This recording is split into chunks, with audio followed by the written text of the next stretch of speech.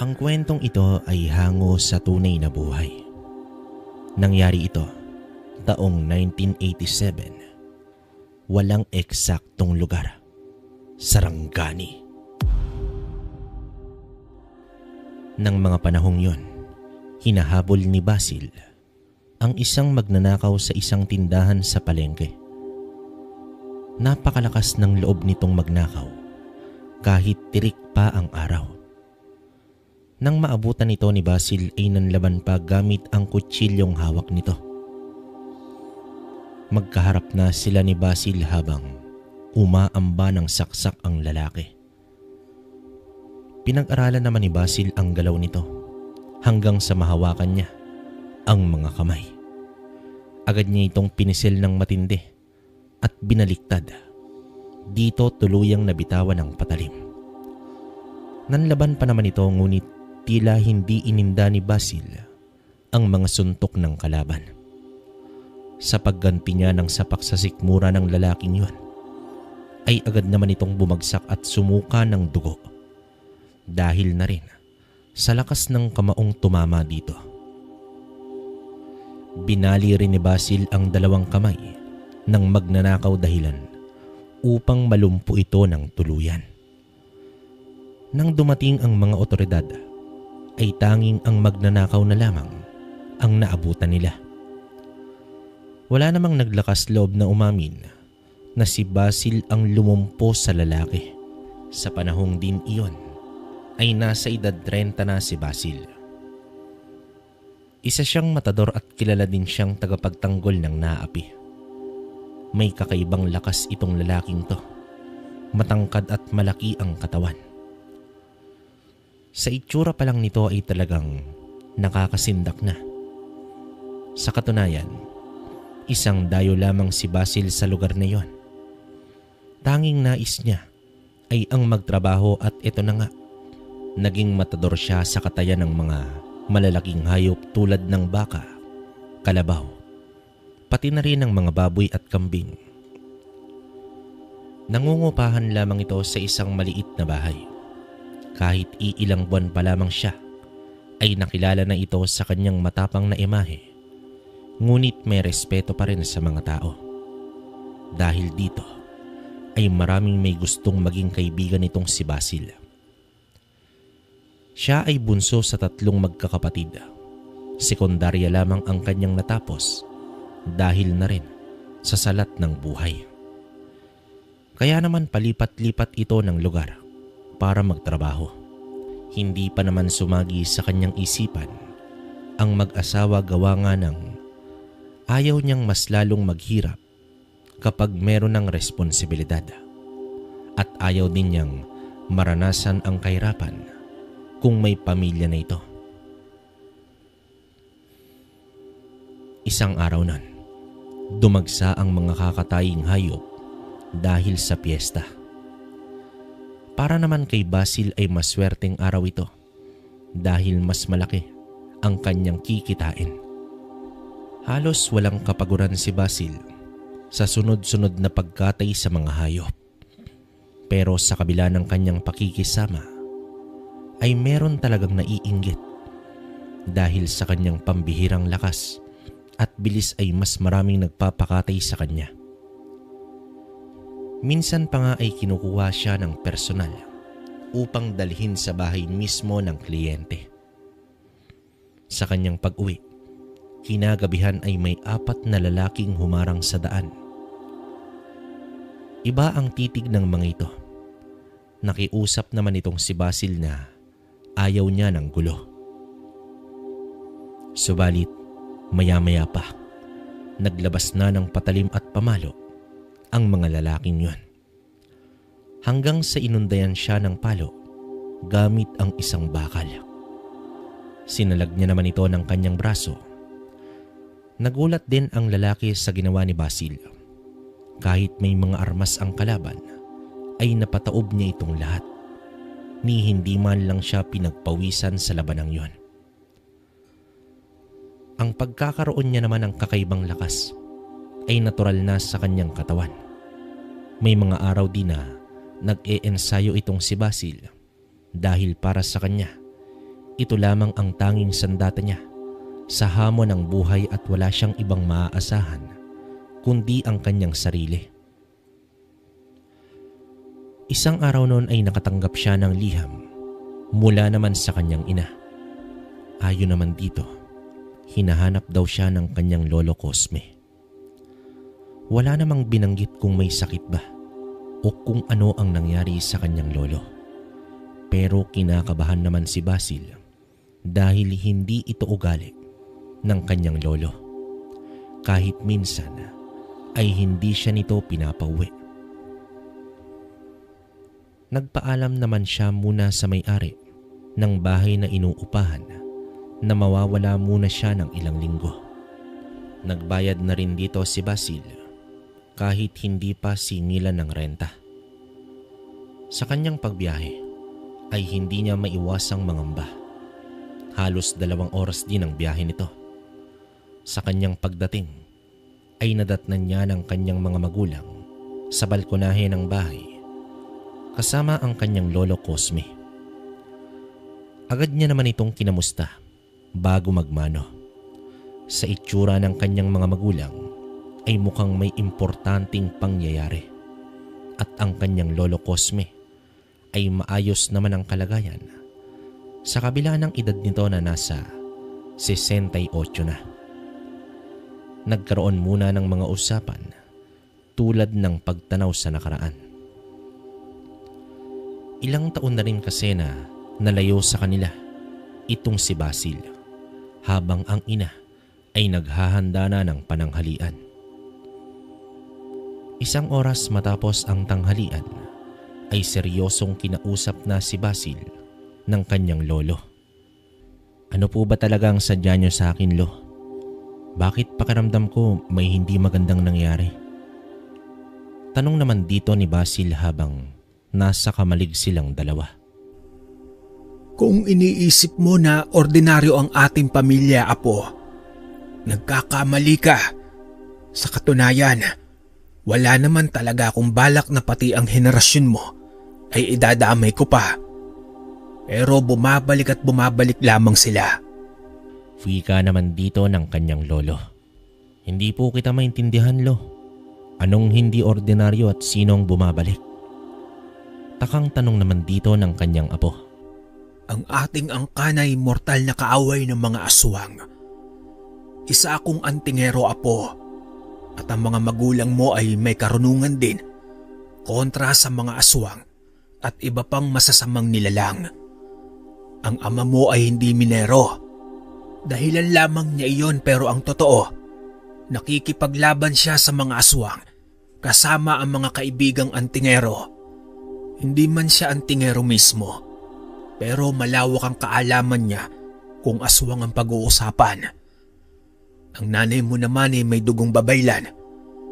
Nais ko sanang ipasa sa iyo ang aking tangan, Apo. Dahil sa lahat ng aking apo, ikaw lang ang nakitaan ko ng potensyal. Malakas at matapang ka. Mahabang wika naman dito ng kanyang lolo. Teka lang po, Lo. Para yatang mas lumalabo. Ano itong pinagsasabi ninyo? Naguguluhang tanong naman dito ni Basil. Dito na ipinaliwanag ni Cosme ang lahat-lahat tungkol sa hidwaan ng kanilang angkan laban sa mga aswang. Pinilit nila na tapusin na ang gulo upang hindi na ito aabot pa sa iba pang henerasyon tulad sa panahon ni Basil. Pero sadyang hindi titigil ang mga nilalang na kontrahin sila.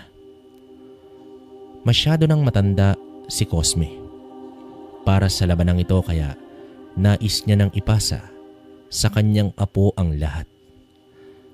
Habang nagkikwento ang kanyang lolo, ay may mga tagpi-tagping alaala si Basil noong siya ay bata pa. Minsan isang gabi ay inipon sila ng kanyang ina sa isang kwarto at sama-samang nagdadasal. Nagtitingin na naman ang magkakapatid dahil may nagkakalabugan sa labas ng bahay. Ayon naman sa kanilang ina, may masamang tao daw na nakaaway ang kanilang ama at lolo sa labas. May mga pagkakataon din na kahit gabi na ay umaalis ang kanyang ama at sinasabing pupunta ito sa minahan. Pero kahit minsan, walang lugar na binanggit ang ama kung saan ito nagtatrabaho. Hanggang sa ipinakitang bagay ni Cosme, ang mutya ng Bato-Omo. Alam ni Basil na hindi nagsisinungaling ang kanyang lolo. Pero hindi pa rin lubos na tinanggap ng kanyang utak na may ganitong nangyayari pala sa kanilang pamilya.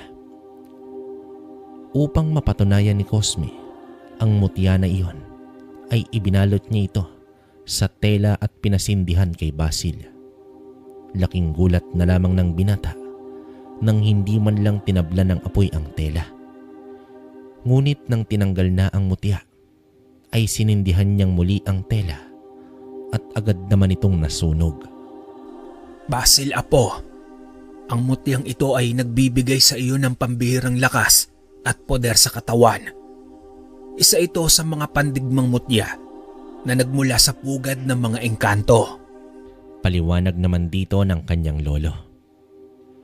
Lo, kapag tinanggap ko yan, ano po ba ang nais niyong gagawin ko? Tanong naman dito ng kanyang apo. Ituloy mo ang layunin ng ating angkan. Ang protektahan ang mga tao laban sa paghasik ng lagim ng mga masasamang nilalang. Pero hindi kita pipilitin apo kung ayaw mo. May sarili kang buhay at may karapatang magdesisyon para sa sarili. Wika pa dito ng kanyang lolo. Kinagabihan naman, habang nakahiga na si Basil ay iniisip niya ang mga sinabi ng kanyang lolo. Hindi pa rin siya makapaniwala sa kanyang nalaman. Ang inaakala niyang normal na pamilya na kanyang kinalakihan ay hindi para ganoon sa kanyang inaakala. At isa pa, hindi naman naniniwala si Basil sa mga aswang. Kahit minsan kasi ay hindi naman nabanggit ng kanyang mga magulang ang tungkol sa mga nilalang tulad ng aswang. Pero hindi rin naman nalalayo sa ginagawa niyang pagtatanggol sa mga tao ang nais na ipagawa ng kanyang lolo. Yun nga lang, hindi na ito kontra sa tao, kundi sa mga nilalang na ng dilim. Hindi naman makatulog ang binata sa kanyang pag-iisip.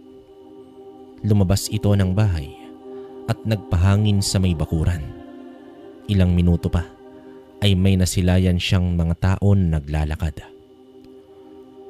Wala naman siyang naiisip na masama sa mga ito sa pag-aakalang dumadaan lamang.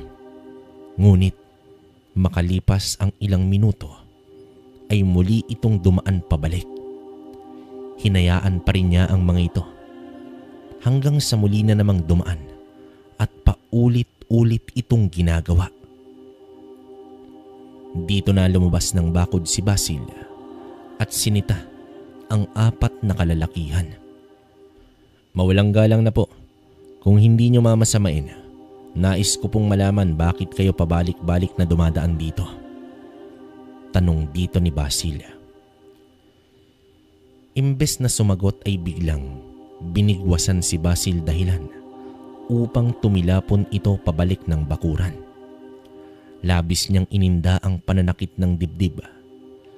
Sanay naman sa labanan si Basil pero ito ang pagkakataong nakaramdam siya ng kakaibang lakas mula sa isang tao.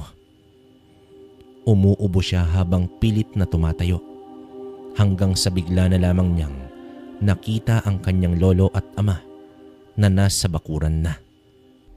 Matapos nun, ngumisi lamang ang mga ito at kitang-kita ni Basil ang mabilis nitong pag-alis sa lugar. Alam niyang hindi iyon galawan ng isang ordinaryong tao. Nakita mo na, Basil anak, ang mga nilalang na kung tawagin ay aswang. Huwag ka nang magugulat dahil madalas mo na silang masisilayan. Wika dito ng kanyang ama. Saan ba sila nagmulatay? Bakit nila tayo ginugulo? Tanong naman dito ni Basil. Nasabi na siguro ng iyong lolo kung bakit. Kaya kung ako sa'yo, tanggapin mo na ang mutya anak. Sambit pa dito ng kanyang ama.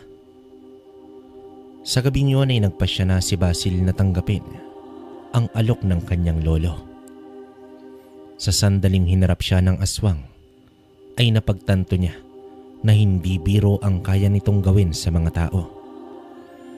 Tugon naman ng kanyang lolo, bukas ng umaga ay ililipat niya na ang lahat ng kanyang nalalaman sa lihim na karunungan sa kanyang apo. Kung ano man ang kahihinatnan ng kanyang pasya, ay wala nang pakialam si Basil. Ang mahalaga sa kanya ay mapigilan ang kasamaan na dulot ng mga aswang. Ito man ang unang beses na makaharap niya ang mga ito. Ipinangako naman niya sa kanyang sarili, sa muli nilang paghaharap ay ito naman ang titilapon. Sa isang bundok naman sa lilim ng mga puno ay dito ipinagkaloob ni Cosme ang kanyang tangan sa kanyang apo. Subalit, mahigpit siyang pinayuhan na dapat wag galit ang kanyang pairalin, kundi ang maayos na damdamin sa tuwing lalaban sa mga aswang. Dapat mabalanse niya ang tama at mali dahil sa kanya nakasalalay ang kakayahan ng mutya. May mga isinaling usal din si Cosme na nagdulot kay Basil ng pananakit ng ulo. Tila may pasanasako si Basil sa tuwing nagbibigkas siya ng mga usal. Hindi naman iyon naging madali para sa kanya. Ang mga kataga na may taglay na kapangyarihan ay hindi basta-basta maaangkin ng sinuman. Halos isang buwan ding inabot bago nakasanayan ng kanyang katawan ang mga sunod-sunod na usal at orasyon na itinuro ng kanyang lolo. Paano yan, Lo? Kung wala na sa iyong mutya, paano mo may pagtatanggol ang sarili mo? Wika naman dito ni Basil. Wala man sa akin ng mutya. Nakabaon na sa aking pagkatao ang aral ng kanan. Huwag mo akong alalahanin, apo. Ang mahalaga, tangan mo na ngayon ang mutya. Pangalagaan at gamitin mo sana sa tama ang kayamanang iyan. Nakangiting tugon naman dito ng kanyang lolo. Isang gabi, umuwi ang ama ni Basil na may dalang masamang balita. Ayon dito, papauwi na sana siya nang madaanan niya ang bahay ng kanyang kumpare. Ang anak pala nito ay nabiktima ng yanggaw. Mabuti na lamang at kakaumpisa pa lamang ng sumpa, kaya naman naagapan niya ito kagad. Subalit tiyak naman si Tonyo na hindi lang ang anak ng kumpare ang biktima ng yanggaw. Ipinaliwanag naman ni Cosme sa kanyang apo kung ano ang yanggaw. Sa pagdaan pa ng mga araw ay walang ginawa sina Cosme at Tonyo kundi suyurin ang bawat bahay sa kanilang lugar. Mangilan-ngilan na rin ang nagamot nila nang dahil sa yanggaw, pero niwala pa sila sa kalahati. Tiyak ang mag-ama na marami pang biktima ngunit hindi pa ito nagpapakita ng senyales. Malakas naman ang kanilang hinala na sa pagkain pinapadaan ang yanggaw na iyon at unti-unti nitong nilalason ang katawan ng mga biktima. Dito na kumilos si Basil. Tuwing umaga ay iniisa-isa niya ang mga karinderya sa kanilang lugar. Hindi naman pwedeng isa-isahin rin niya na lagyan ng kalamansi ang mga binibentang ulam dahil tiyak na magagalit ang may-ari nito at baka magdulot pa ng takot sa mga parokyano. Walang nagawa si Basil kaya nagsagawa siya ng pagmamasid pagsapit ng gabi. Sa iilang gabi na kanyang pagmamanman ay may isang karinderyang pinaghihinalaan ang binata. Nasa kabilang baryo na ito. Ang ipinagtataka niya ay tuwing gabi tila napakaabala ng mga tao sa loob. Masyado namang kasing maaga, kung 8:00 pa lang ng gabi ay naghahanda na ang mga ito para sa kinabukasan. Hanggang sumapit ang hating gabi, may pumasok na isang sasakyan sa bakuran ng bahay. Ang labas kasi nito ay mismong karinderya na. Malaki at malinis naman ito sa oras ng operasyon. Umakyat sa puno si Basil upang masilip niya sa loob. Laking gulat na lamang niya dahil may inilabas sa may sako ang mga kalalakihan at ang iba pa sa mga ito ay gumagalaw pa. Walang pagdadalawang isip na pinalo ng tubo ng isang lalaki ang nasa sako na gumagalaw pa. Sa wangis nito ay hindi katawan ng hayop ang nasa loob, kundi isang tao. Nang makumpirma ito ni Basil ay umuwi na muna siya at hinintay niya ang umaga. Eksaktong oras na ng agahan ay nagtungo na si Basil sa karinderyang iyon na pagmamay-ari ni Facundo. Si Facundo ay isang negosyante sa lugar. Naroroon sa loob ng karinderya ang mga tao at 4 na tindera. Walang tanong-tanong ay binuksan lahat ni Basil ang mga kaldero ng ulam at pinatakan ito ng kalamansi. Dito unti-unting nabuo ang tunay na anyo ng mga ulam. Hindi naman lahat ay karne ng tao, pero mas marami ang laman ay karne talaga ng tao. May mga putol na daliri, dila, braso at mata. Itinapon ni Basil ang mga yon sa lupa at pinalabas niya ang mga tao na nasusuka na rin dahil sa nakita at naamoy. Meron namang isang lalaki ang lumabas mula sa kusina at galit na galit ito. Sinigawan nito si Basil habang dinuduro ng kanyang itak. Dahil sa hindi nasindak ang binata ay sinugod naman siya ng lalaki. Sinalo niya ang kamay nito sa bayhila at pagbitiw ng malakas na suntok sa mukha. Agad dumikit ang lalaki sa dingding at muntik pa itong mawasak. Wala sanang balak pumatol si Basil sa 4 na babaeng tindera. Ngunit umangil na rin ang mga ito at sumugod na sa kanya. Inundayan niya naman ng suntok ang 3 habang ang isa ay sinakal niya sa may leeg. Dito niya nakita ang kakaibang kulay ng mga mata ng babae at ang dila ay patulis na mahaba. Pilit niyang hinila ang dila ng babae at humaba pa ito ng mahigit sa 1 talampakan. Matapos nito ay itinali niya mismo sa leeg ng babae ang dila nito at ibinalibag sa pader. Nagkagulo na noon sa loob ng karinderya habang hindi naman magkamayaw ang mga tao sa labas. Nang bumagsak na ang 4 na babae ay tumakbo papasok ng bahay ang lalaki. Hinabol naman ito ni Basil ngunit hindi siya natuloy sa pagpasok ng pinto dahil may mga kalalakihan pang humarang sa kanya. Namukaan niya naman ang mga ito at ang isa dito, ito yung lalaking nagpatilapon sa kanya. Humakbang paatras ang binatang antingero. Tinatayang nasa 5 aswang ang humaharang sa kanya. Subalit, napagtanto niya na hindi lumalabas ng bahay ang mga ito. Napangisi na ang binata at hinamon na sa labas sila maglaban. Lamang kasi si Basil sa mga sandaling yon dahil tirik na tirik pa ang araw. Umaatungal lang naman ang mga nilalang. Kaya naman nagpasya na si Basil na sugurin ang mga aswang. Sa tapang at laki ng katawan ng binata ay dito na napapaatras ang mga nilalang na yon.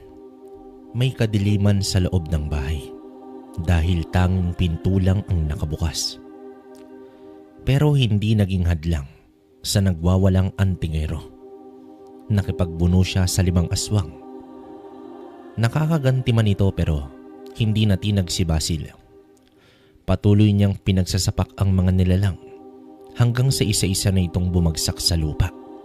At ang lalaking sumuntok naman sa kanya noon ay lumusot sa bintana at tumilapon sa bakuran. Sa harap ng mga kasamang aswang ay walang awa na Pinagsusuntok ni Basil ang aswang na yon na walang kalaban-laban. Nangihina na ito hanggang sa pinihit niya ang leeg pabaliktad, dahilan sa kamatayan nito. Nang balikan ni Basil ang bahay, ay tumakas na ang mga aswang at dumaan ito sa likod bahay. Bagamat nakakatakas, alam ni Basil na muling susugod ang mga ito at malugod niya itong hihintayin. Dahil naman sa kanyang ginawa, ay nabulgar ang sikreto ni Facundo. Siya pala ang dahilan ng mga yanggaw sa buong lugar. Kinundina ng mga tao ang karinderya nito at sa pamumuno ng mga magulang na biktima ng mga yanggaw ay sinunog nila ito, kasama na ang bahay ng negosyante.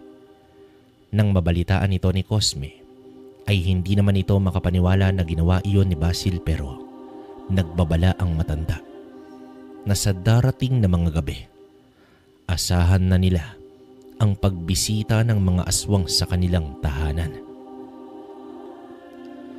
Sa gabi mismo sa araw na iyon, ay nagsagawa ng orasyon ang kanyang ina. Layunin nito na mabigyan sila ng babala kung may aswang man sa paligid.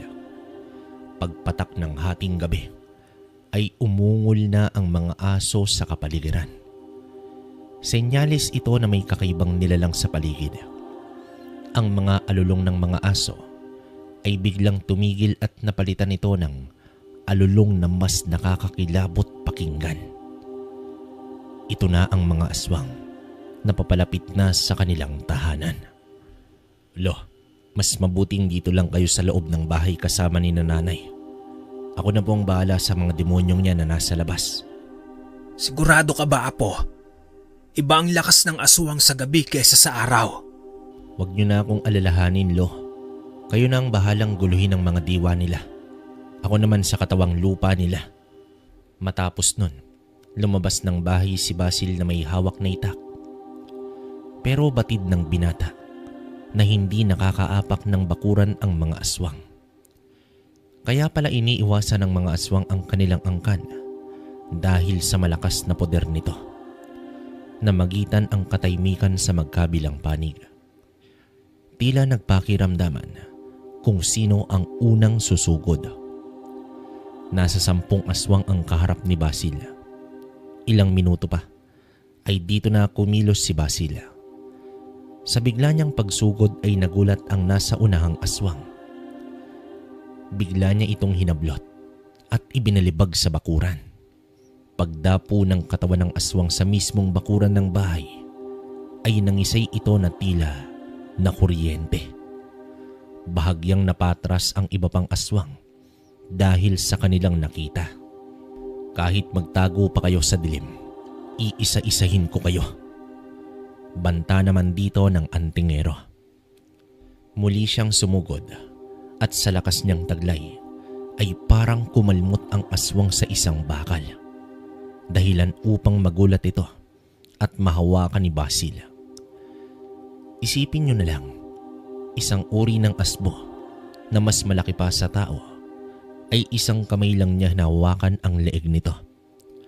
Sinundan agad ng walang patid na saksak gamit naman ang kanyang itak.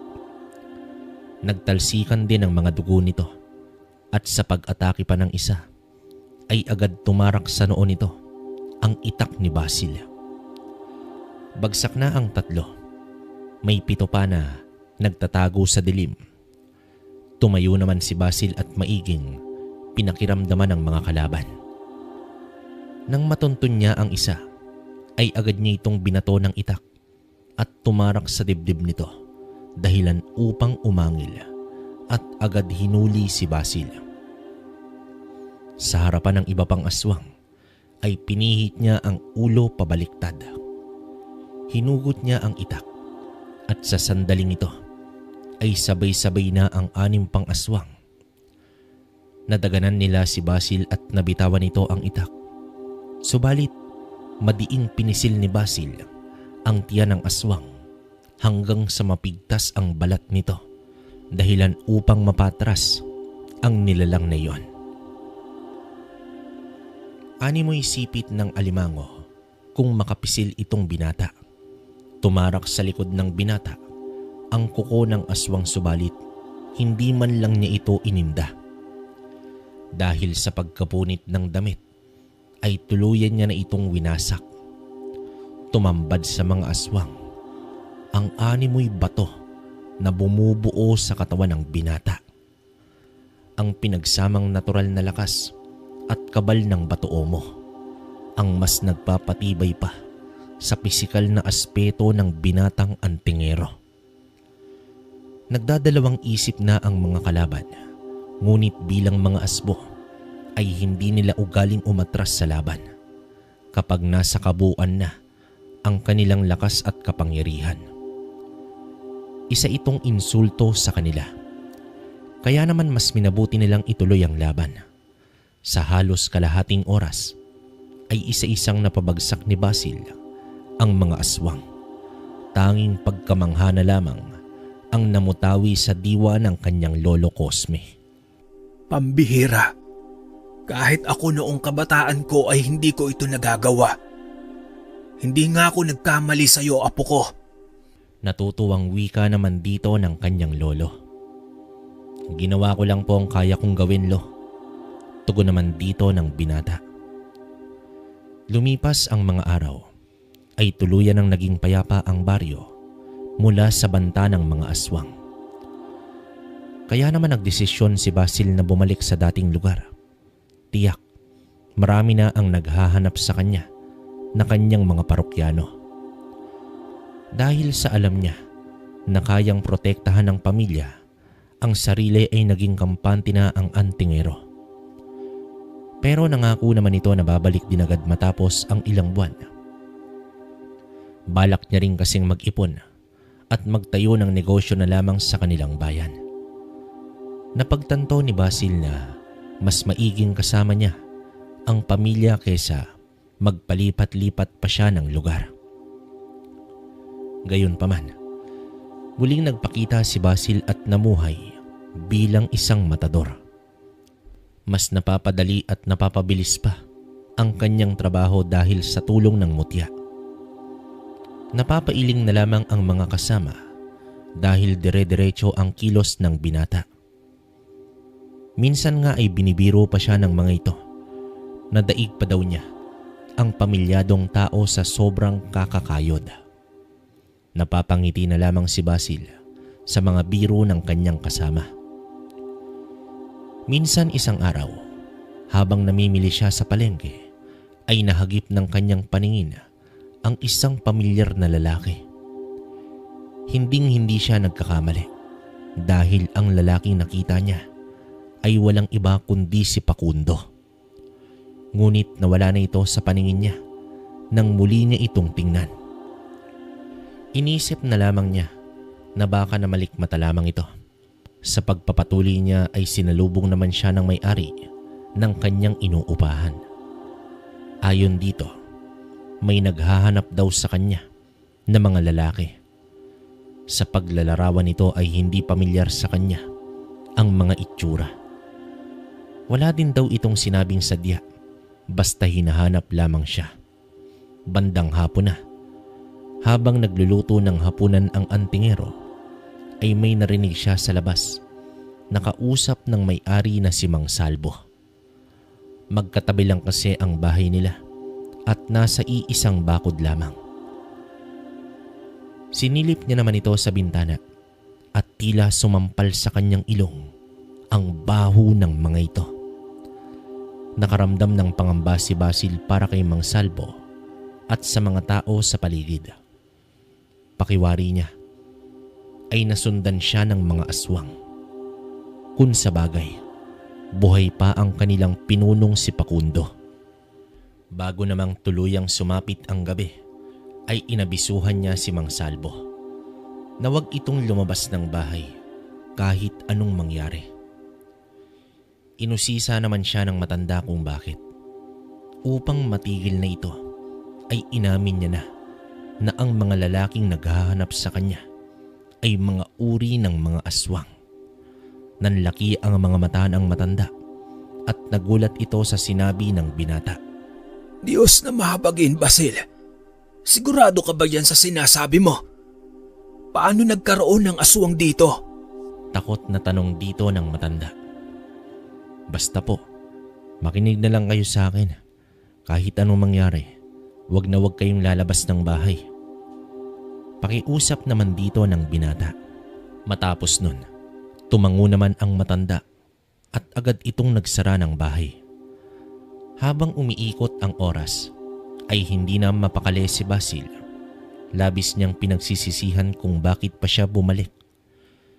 Kasalanan niya tuloy kung may mabibiktimang tao sa lugar. 11:00 na ng gabi. Sa pagsilip niya sa paligid, ay tahimik na ang lahat. Subalit, kahit anino ng aswang, ay wala pa siyang nasisilayan. Maya-maya pa, hanggang sa nasipat niya ang 2 may itim at malalaking aso sa kalsada. Kitang-kita iyon ni Basil dahil sa liwanag ng mga lampara sa poste at sa liwanag na rin dulot ng malaking buwan. Dito na hinugot ng binata ang kanyang itak. Sa likod bahay siya dumaan at mabilis na umakyat sa puno na nasa gilid ng kalsada. Sumisinghot pa ang 2 aso at nakapagtataka dahil ni isa sa mga aso ng mga kapitbahay ay hindi ito nag-iingay.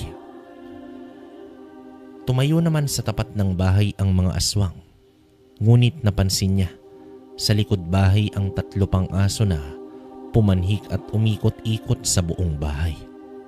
Tumalon na rin ang isa papasok ng bakod, habang ang isa naman ay naiwan sa labas.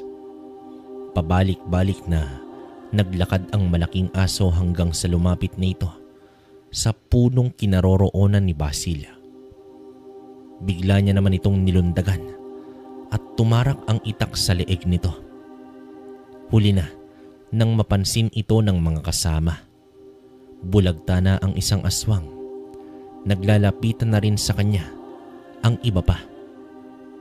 Sa unahan naman ay nakita ni Basil ang 3 kalalakihan at nang maaninag niya ay si Pakundo pala ang isa rito. Lapastangan kang bagito ka. Ikaw pala ang pinasa ni Cosme ng kanyang tangan. Alam mo bang hindi ako magawang talunin ng lolo mong matanda? Ikaw pa kaya? Pangungutya naman dito ni Pakundo. At sino itong walang ginawa kundi iwasan ang aking angkan? Kung magsalita ka, akala mo kung sino ka. Isa ka lang namang pipitsuging aswang. Sagot naman dito ng antingero. Dahil naman sa narinig ay sumama ang itsura ni Pakundo. Hindi niya matanggap ang pang-iinsulto ng isang bagitong antingero laban sa kanya na isang pinuno ng mga aswang. Sumenyas ang pinuno na sugurin si Basil. Agad nagsilundagan ang iba pang mga malalaking aso, ngunit nag-iba pa ito ng anyo. Mas lumaki at naging wangis ng tao. Nasa harapan na ni Basil ang mga taong aso na nababalutan ng makakapal na balahibo. Nasa 4 ang bilang nito, habang si Pakundo at 2 pa ay nakatayo lamang sa likod ng mga ito. Akmang aatake na ang mga aswang ay may lumabas na isang tao na nagpupungas pa ng mga mata at may dala itong lampara. Nang mapagtanto ng lalaki na may kakaibang nilalang sa kanyang harapan, ay agad naman itong sumigaw. Subalit, agad din itong inatake ng asbo. Hindi naman naabutan ni Basil ang pangharang sa nilalang. Binangga siya ng isa pa, dahilan upang tumilapon siya sa bakod. Dito ay kitang-kita ni Basil ang paglantak ng asbo sa kawawang lalaki.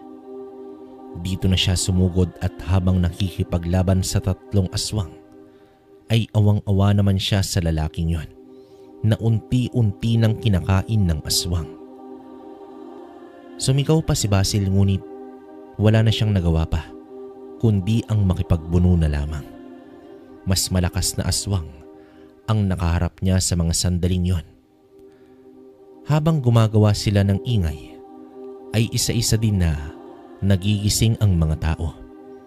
Bagay na labis ikinatuwa naman ni Pakundo.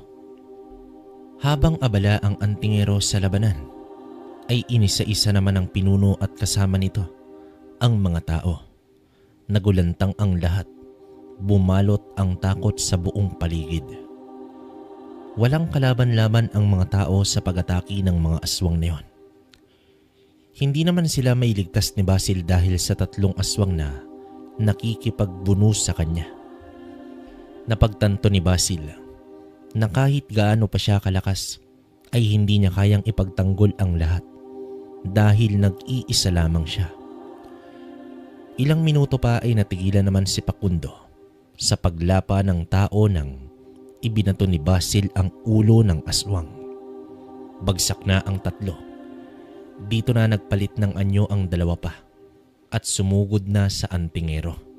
Sa mga sandaling ito ay putol na ang itak ng antingero. Wala na siyang magagamit pa kundi ang sarili niyang kamao. Kinuyom ng binata ang mga kamay at nanggagalaiti na sa galit. Pilit niyang pinakalma ang sarili nang maalala ang payo ng kanyang lolo Cosme. Samantala, nakikiramdam naman ang 2 aswang sa pagtigil ni Basil. Ilang minuto pa ay umatake na ang isa pa. Subalit, sinalubong niya ito ng tigalpo dahilan upang tumilapon ang aswang na yon. Sumunod naman ang isa pa na nagbabadyang kakagat kay Basil, subalit sinalo nito ang bibig at buong lakas na hinati ang ulo ng nilalang paitaas. Nanlaki naman ang mga mata ni Pakundo dahil ang isa sa pinakamalakas niyang alagad ay natalo na lang ng ganoon kadali. Humarap si Basil na may banayad na muka at kalmado. Pilit namang tumayo ang isa pang aswang at mabilis na sinugod ang binata. Ngunit isang suntok ang tumama nito sa dibdib dahilan upang bumugay ito ng napakaraming dugo. Naghihingalo agad ang aswang na yon at hindi na makatayo pa. Dito na tumalon ang pinuno at hinarap ang antingero. Samantala, ang mga tao ay may mga dalang sulo at sandata na rin ng oras na yon. Pero sinabihan sila ni Basil na huwag lumapit. Hinubad na ni Pakundo ang kanyang damit at unti-unting nagpalit ng anyo.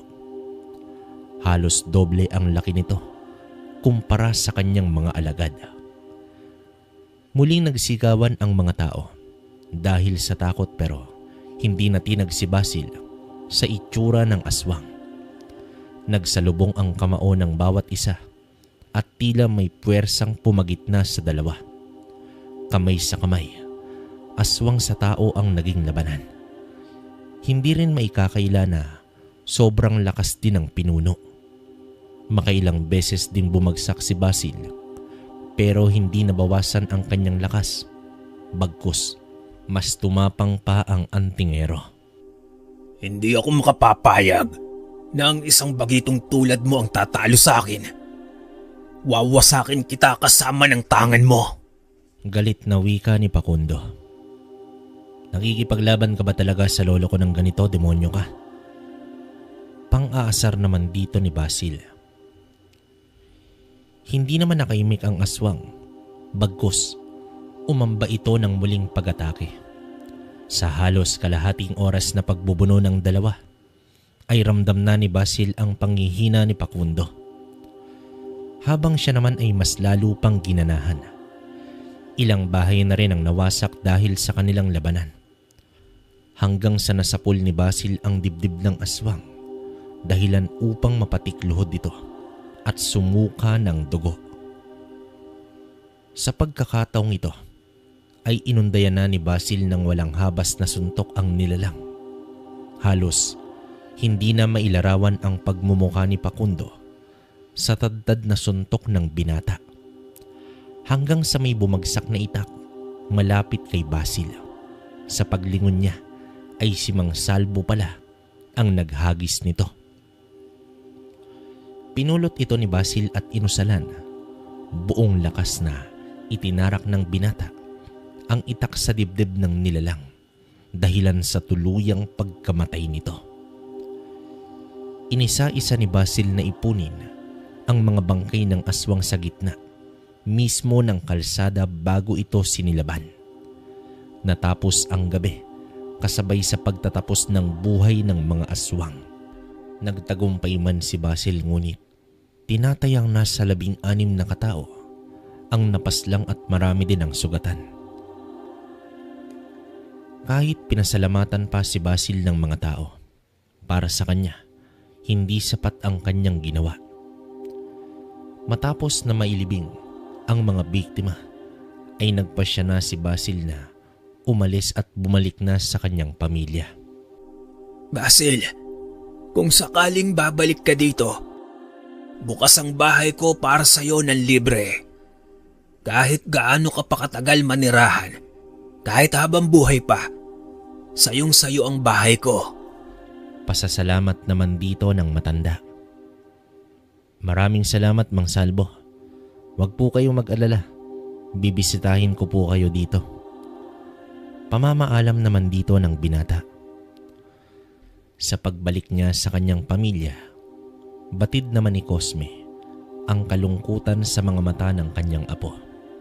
Masanay ka na sa pangyayaring ganito, Basil apo. Nag-uumpisa ka pa lang at huwag mong sisisihin ang sarili dahil ginampanan mo naman ang iyong responsibilidad sa tao. Wika dito ng matanda. Pagpasensya nyo na po, Lo, kung nakaramdam ako ng pagkukulang sa sarili. Lubhang naawa lang talaga ako sa mga tao doon. Tugon naman dito ng kanyang apo. Huwag ka nang malungkot, apo. Teka, anong negosyo ba ang balak mong umpisahan? Tanong dito ng kanyang lolo. Katayan po, Lo. Mas gusto ko po ang ganong trabaho eh. Tugon naman dito ng kanyang apo. Sa paglipas ng ilang buwan, ay matagumpay na naitaguyod ni Basil ang katayan. Wala na ang presensya ng mga aswang. Dahil sa maraming kakilala nga itong si Basil, ay natagpuan niya ang babaeng nagpapatibok sa kanyang puso sa unang pagkakataon. Si Edelisa, ang nag-iisang anak ni Maming. Nakilala niya ang magandang dilag nang minsang nagpakatay ng baboy si Maming para sa karawan ni Edelisa. Maayos naman siyang tinanggap bilang manliligaw ng anak nito. Sa halos 1 buwang panliligaw ay sinagot na rin siya ng dalaga.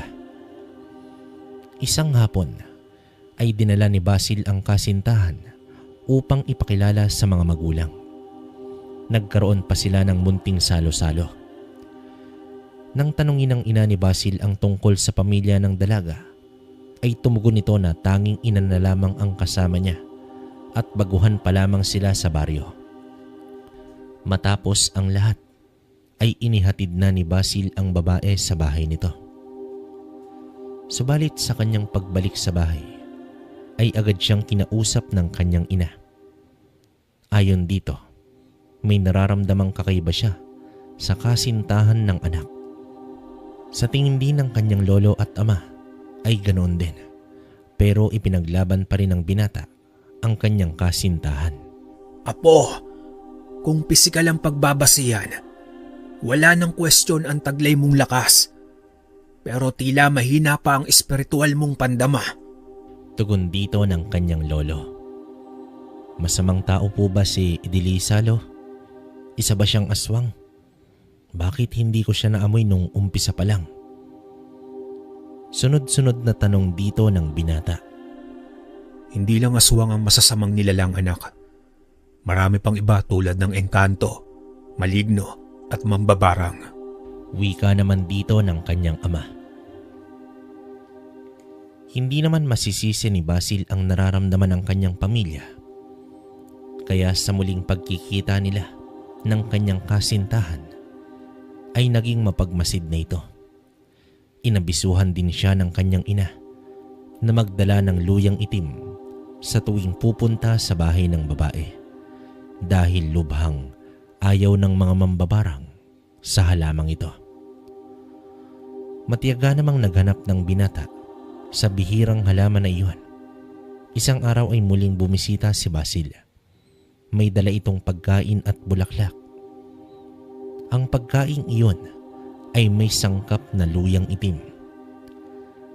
Maiging inobserbahan ni Basil ang reaksyon ng mag-ina.